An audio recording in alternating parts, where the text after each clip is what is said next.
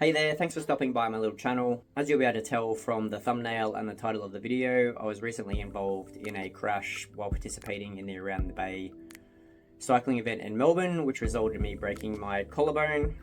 Luckily, I set out on the day with my Insta360 X5 to capture the ride, but instead it managed to capture the brutal crash in 4K. We'll get into the footage of the crash very shortly, but first I've got a couple of things I wanted to get off my chest about Around the Bay. The channel has been on hold for a couple of weeks now while I've been recovering both physically and more so mentally from the accident. As you'll see from the footage, the crash was pretty brutal and there wasn't really a lot I could do to avoid it. From the scene, I was taken away to the Royal Melbourne Hospital, and a couple of days later I had to undergo surgery to repair the collarbone. Honestly, the last couple of weeks haven't been easy as the accident has really impacted nearly every aspect of my life. As someone that's been riding in Melbourne for a number of years now, I really wanted to start this channel just to showcase what I love about the Melbourne cycling scene. Unfortunately, with the positives also come some negatives. And I guess you could say a high-speed crash involving broken bones is definitely a negative.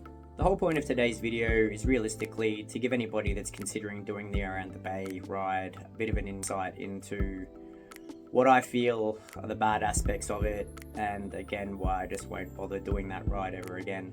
As someone that's enjoyed cycling in Melbourne for many years now, I have participated in a lot of the events, including the Otway Classic, Amy's, group rides done through MAP and Attacker, but this one's really left me with a bit of a sour taste in my mouth. In the past, the event has got a lot of bad press in regards to inexperienced riders, poor rider behaviour, really bad road conditions, really bad weather conditions, and just really bad vibes in general, which is always why I'd given it a miss.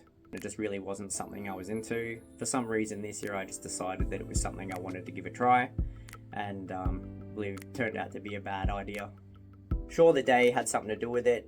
As you'll see in the video, the conditions are really bad. It was raining, the roads are wet, you can hear the old trumpet noise of disc brakes continuously going, and on any other day it just wasn't a day that I would get out and ride.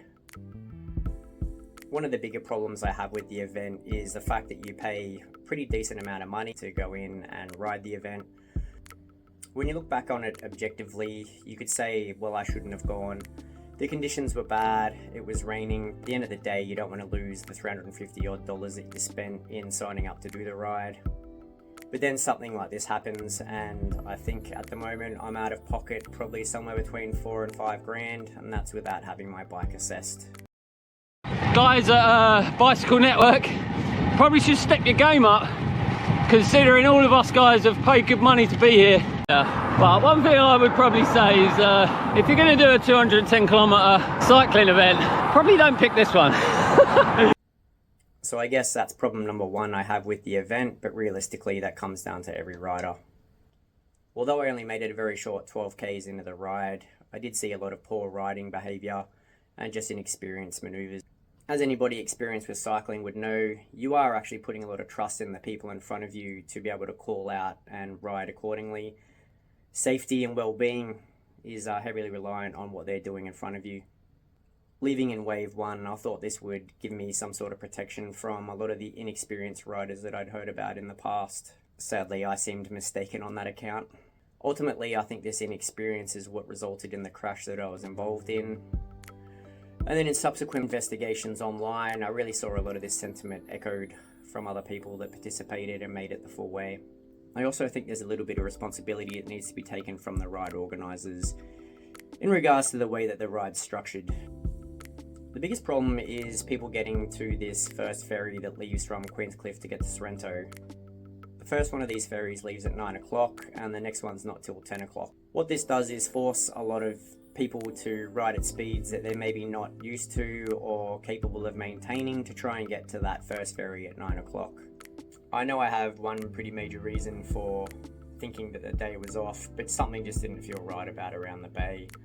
And I really just wanted to make this video to let other people that are considering doing Around the Bay know what they're up for. Look, at the end of the day, it was my decision to go, and I suffer the consequences of the decision.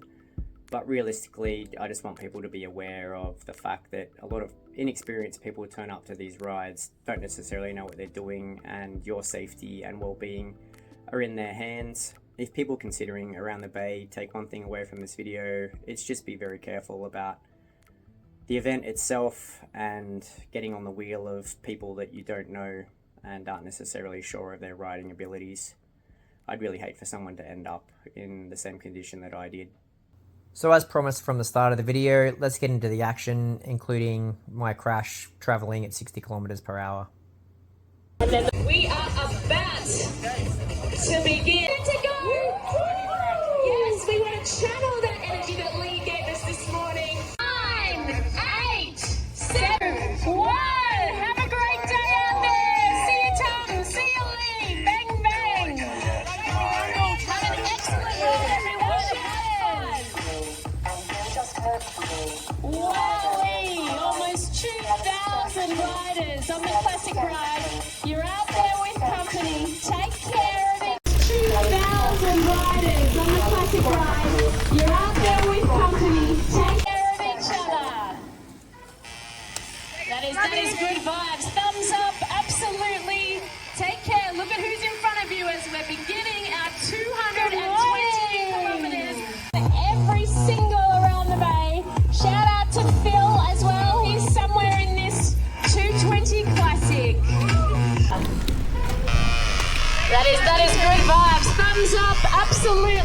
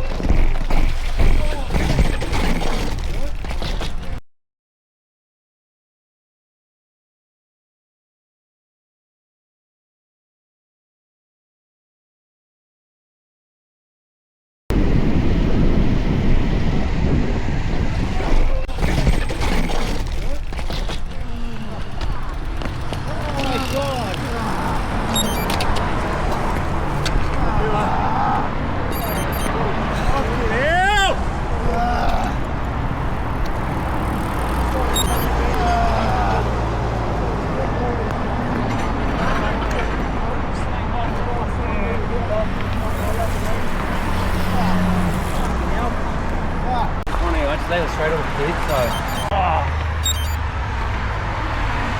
I don't know. Anyway, I appreciate you listening to my rambling. If you wouldn't mind liking and subscribing to my videos, it would really make a busted fella feel better about his condition. Thanks, and I'll see you on the next video.